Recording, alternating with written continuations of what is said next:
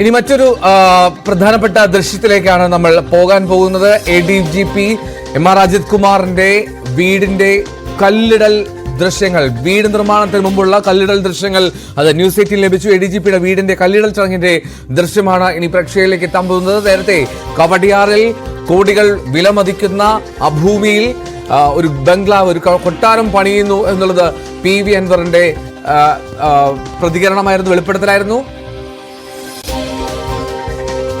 ആ വെളിപ്പെടുത്തലിന്റെ പിന്നാലെയാണ് ന്യൂസ് 18 സംഘം ആ സ്ഥലത്തേക്ക് പോകുന്നതും VV അരുൺ ആ സ്ഥലത്തിന്റെ വിവരങ്ങൾ പ്രേക്ഷകർക്ക് മുന്നിലേക്ക് ആദ്യമായി എത്തിക്കുകയും ചെയ്യുന്നത്. ഇപ്പോൾ അതിന്റെ കല്ലിടൽ ദൃശ്യങ്ങളിലേക്ക് വരുന്നു.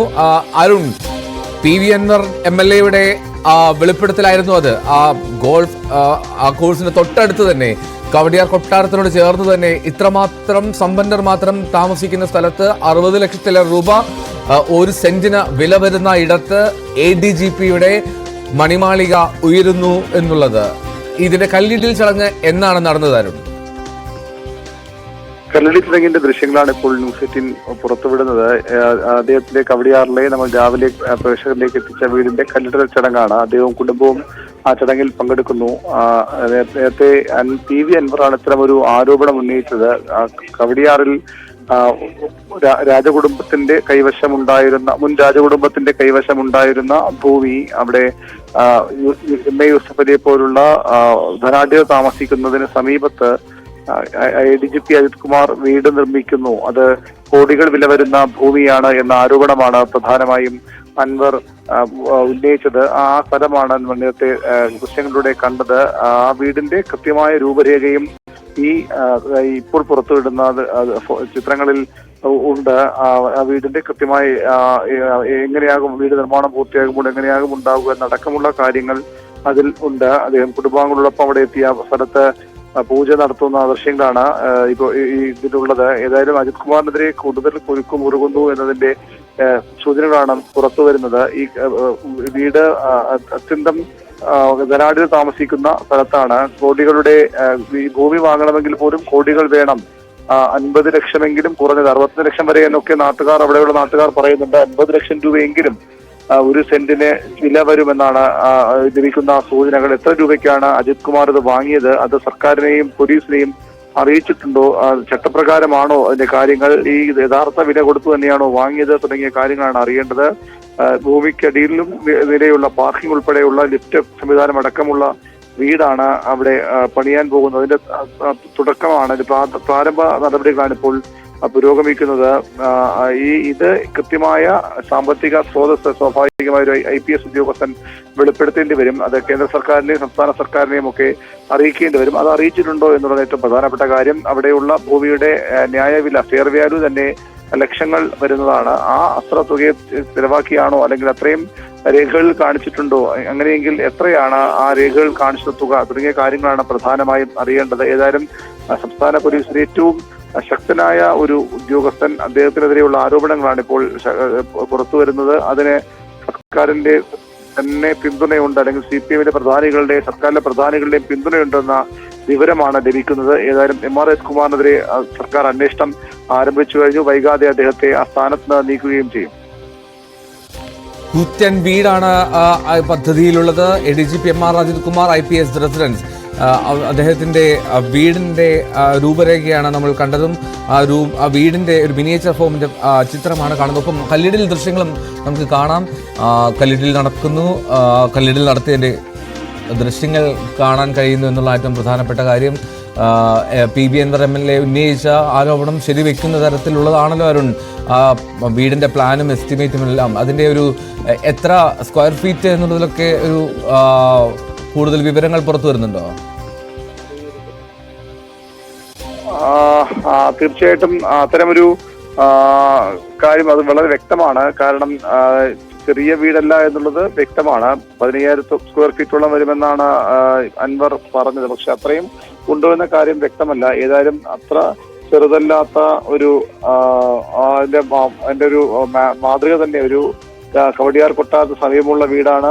സമാനമായ ഒരു കൊട്ടാര മാതൃക എന്നൊക്കെ പറഞ്ഞാൽ അത്ഭുതപ്പെടാനില്ല. ആ വീടിന്റെ ഇത് ആ ഒരു മോഡൽ കാണുമ്പോൾ, പ്ലാൻ കാണുമ്പോൾ, ആ വീട് നിർമ്മിക്കാൻ ഉദ്ദേശിക്കുന്ന ആ പ്ലാൻ കാണുമ്പോൾ സ്വാഭാവികമായും ആ വീടിന്റെ ഒരു രൂപമൊക്കെ കൃത്യമായി തന്നെ ഈ നമ്മൾ പുറത്തുവിട്ട ചിത്രങ്ങളുടെ കൂട്ടത്തിലുണ്ട്. അതിൽ വളരെ വ്യക്തമാണ്.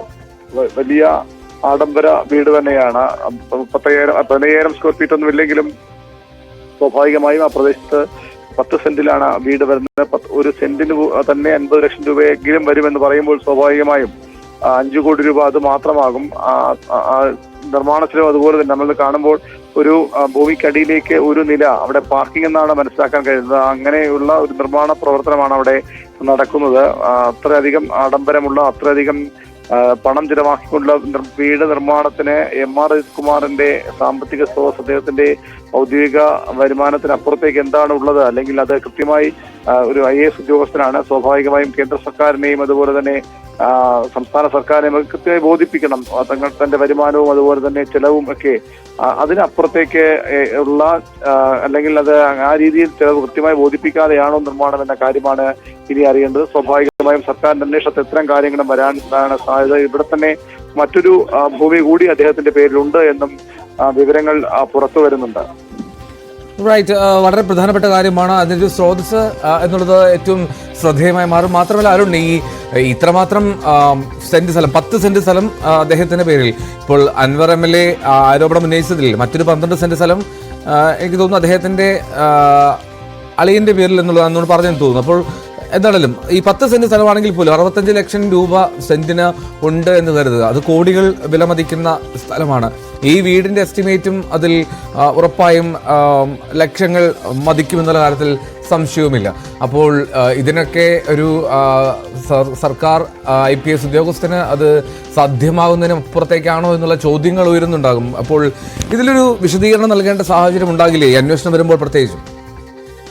തീർച്ചയായിട്ടും ഒരു സർക്കാർ ജീവനക്കാരന്, സാധാരണ ജീവനക്കാരൻ മുതൽ ഉന്നത ഉദ്യോഗസ്ഥർ തങ്ങളുടെ വരുമാനവും തങ്ങളുടെ കൃത്യമായ സമ്പാദ്യവും ഒക്കെ സർക്കാരിനെ വർഷാവർഷം അറിയിക്കണമെന്ന വ്യവസ്ഥയുണ്ട്. IAS ഉദ്യോഗസ്ഥർക്ക് IPS ഉദ്യോഗസ്ഥർക്ക് പ്രത്യേകിച്ച് അത് കേന്ദ്ര സർക്കാരിനെ കൂടി അറിയിക്കണമെന്ന് അവരുടെ നിയമന വ്യവസ്ഥകളിലും അതുപോലെ തന്നെ അവരുടെ സർവീസ് ചട്ടങ്ങളിലും ഒക്കെ ഉള്ളതാണ്. അത് പാലിച്ചു തന്നെയാണോ അദ്ദേഹം ഇത്തരമൊരു വീടിന്റെ നിർമ്മാണം നടത്തുന്നത്? അദ്ദേഹത്തിന്റെ വീട് ശാസ്ത്രമംഗലത്താണ് അദ്ദേഹത്തിന്റെ ഇപ്പോൾ താമസിക്കുന്ന വീടുള്ളത്. അതിന് അടുത്താണ് കവടിയാർ ജവഹർ നഗർ. അവിടെയാണ് ഇത്തരമൊരു ആഡംബര വീട് അദ്ദേഹം നിർമ്മിക്കുന്നത്. സ്വാഭാവികമായി IPS ഉദ്യോഗസ്ഥർ വലിയ ശമ്പളമൊക്കെ ഉള്ള ആളുകൾ തന്നെയാണ്. എങ്കിലും ആ വരുമാനത്തിനുള്ളിൽ നിന്നുകൊണ്ട് തന്നെയാണോ ഈ വീടിന്റെ നിർമ്മാണം? ഈ 50 ലക്ഷം മുതൽ 60 ലക്ഷം രൂപ വരെ ഒരു സെന്റിന് വിലയുള്ള സ്ഥലം എന്ന് പറയുമ്പോൾ അത് വാങ്ങാനുള്ള സാമ്പത്തിക സ്രോതസ്, കൃത്യമായ സോഴ്സ് ഓഫ് ഇൻകം അദ്ദേഹം കാണിച്ചിട്ടുണ്ടോ? അത് സർക്കാരിനെ അറിയിച്ചിട്ടുള്ള കാര്യങ്ങളാണ് അടുത്ത ദിവസങ്ങളിൽ വെളിപ്പെടാൻ പോകുന്നത്.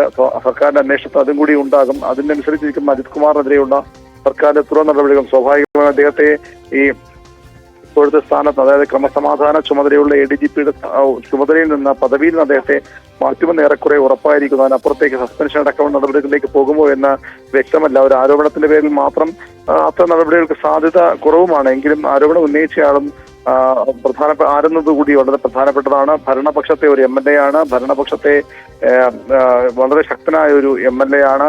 അതുകൊണ്ട് തന്നെയാണ് അതിൽ അജിത്കുമാറിന്റെ നില കൂടുതൽ പരിഗണനാക്കുന്നത്. ഈ ആരോപണങ്ങളുടെ പേരിലേക്ക് കടക്കാനോ അല്ലെങ്കിൽ മറ്റെന്തെങ്കിലും കാര്യങ്ങളിലേക്ക് അദ്ദേഹം പ്രതികരിച്ചപ്പോഴും തയ്യാറായിരുന്നില്ല. അദ്ദേഹം പകരം മുഖ്യമന്ത്രി എല്ലാം ബോധിപ്പിക്കുമെന്നാണ് പറഞ്ഞിട്ടുള്ളത്. സ്വാഭാവികമായി മുഖ്യമന്ത്രിയെ കാര്യങ്ങൾ ബോധിപ്പിക്കേണ്ടി വരും അദ്ദേഹത്തിന്.